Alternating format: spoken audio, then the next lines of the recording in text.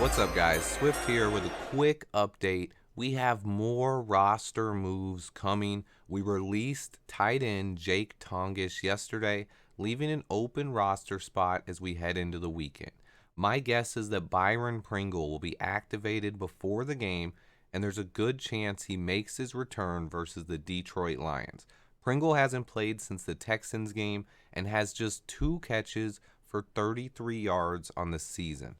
For those new to the channel or people who don't remember, Byron was the free agent receiver I liked the most out of all the guys we brought in via free agency. He's bigger than most people think at 6'1", 200 pounds, and he's also a good route runner and has 4.4 speed and decent athleticism.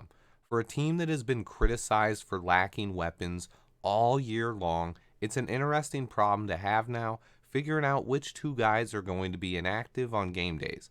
Once Pringle returns, I would expect Equanimeous St. Brown to be the guy who becomes a healthy scratch on game days. I talked about it a bit in my All-22 last night, but he is simply not making plays, and Pringle provides a better option. We also now have two bigger body guys to take the place of EQ in N'Keal Harry and Chase Claypool. I have to say that our 5-man group of wide receivers on game day looks pretty impressive on paper now. Chase Claypool, Darnell Mooney, N'Keal Harry, Byron Pringle, Dante Pettis.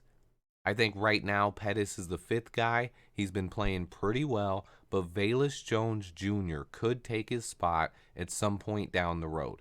Speaking of Chase Claypool, though, I don't know if I've told you guys how excited I am about his addition, but I'm expecting him to have a much better performance in Detroit on Sunday, and I have another in-depth video about Claypool on the way. I also wanted to note that this extra roster spot could be used on Matt Adams. In my opinion, we could use the help at linebacker more than receiver right now, but based on Coach Fluce's words about each guy, it seems like Pringle was the guy who's closer to returning to the field. But with the release of Jake Tongish, it's clear there is another move coming before Sunday. Stay tuned. I'll be here to break it down. If you missed it, I dropped my All-22 last night on the Bears-Dolphins game. Remember to hit that like button for me. And until next time, bear down.